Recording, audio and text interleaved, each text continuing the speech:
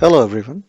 Today we are going to talk about a very specific option in KQL. We call it as external data.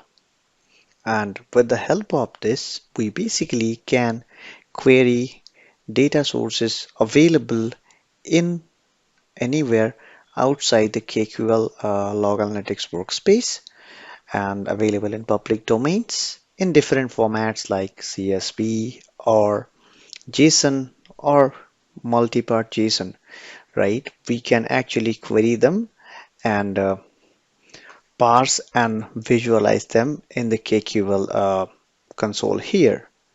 Now to do that, what we will be doing is we will be using one of the files available in the GitHub. So let me see if we could open that raw data available here. And as you can see, this is a data which is loading available in a public domain, and we are going to read this data using KQL. All right.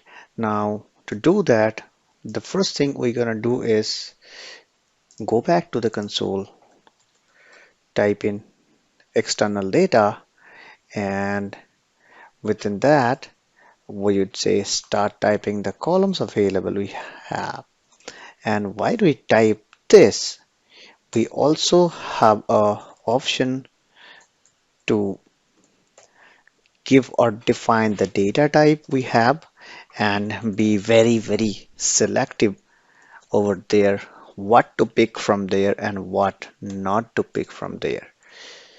And as you can see, it is not only a continuous string, we can use spaces as well. So,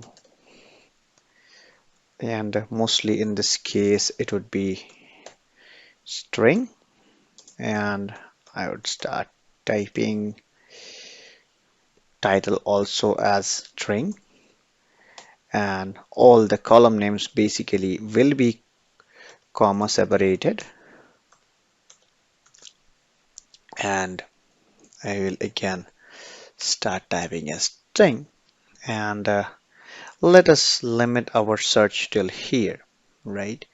And once we do this, what we would do is basically go to the next line and try to define the data source within double quotes.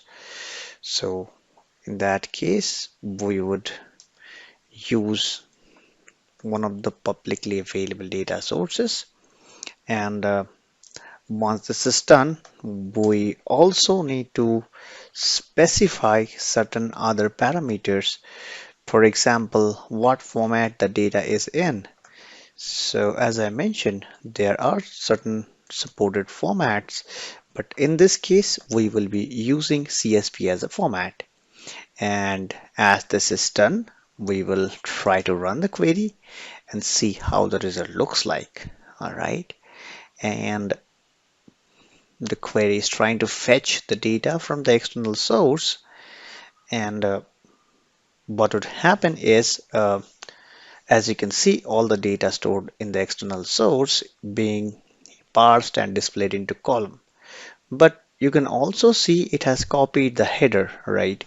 So in case we need to ignore that, so what we are going to do is basically add one more parameter called ignore first record as true and run the query again.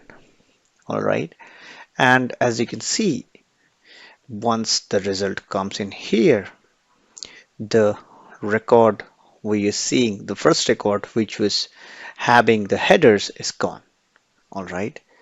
Now, as our source have much more columns, right? So in case we want to add some of them in our code as well, so we can do that too, right? So just paste it and let's try to run this again. And once it runs, it is going to display all other columns as well. And while it loads, one thing to remember, we cannot specify a column which doesn't exist in the source. So if I expand one of the rows, you can just see all the columns available here, right? Now, let us pick an example of a data source which is of type JSON. Now, to do that, we are going to go to the data source and try to load a JSON file available publicly. So this JSON is basically stores all the cloud IPs of Google Cloud Platform, as you can see, and we are going to read this JSON as well, right? So we will go back to the query and then let's go back, type in external data, and this time we would say IP prefix because that's the only thing we're gonna pick up and then maybe parse later on. So we're gonna next thing do is kind of pick the source URL, and here we go, picking the source URL, and we would say we would parse it with say width and format equals, this time this is going to be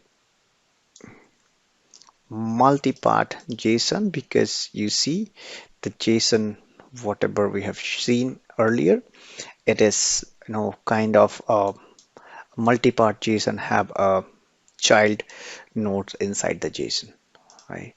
And the next parameter would be we also need to specify the mapping we want to do with the column, right?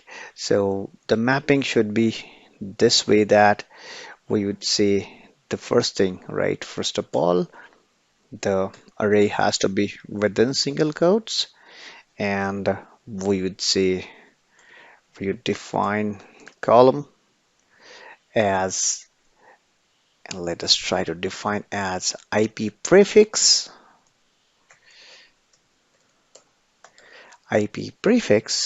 and the next thing we're going to decide is properties.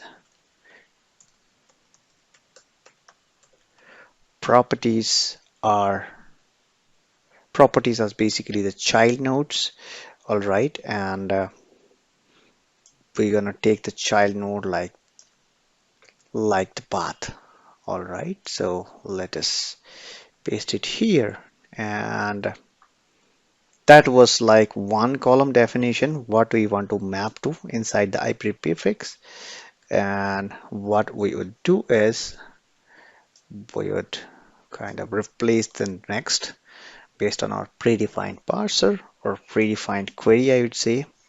And once we try to run this, you should be able to see that it will basically show some error, and then obviously that's because you have to be very, very careful around what's being pasted. So we're gonna pick up and then run it once again, and this time if it runs successfully you can see all the data in a single row, but we don't want that. We need to break it out, right?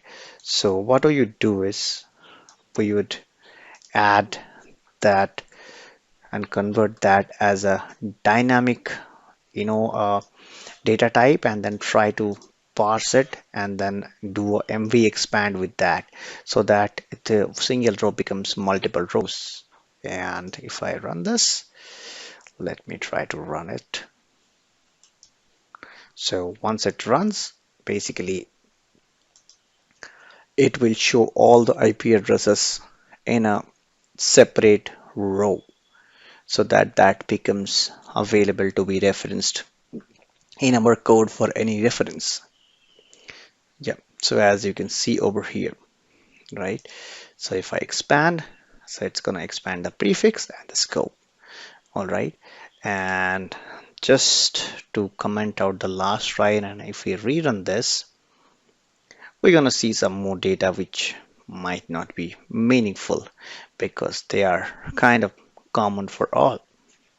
So we will, as you can see, there are further parsing done. So that was about how you can load data from external sources, and there are limitations, so we have to be mindful about the data volume while we are referring the external columns. Thank you.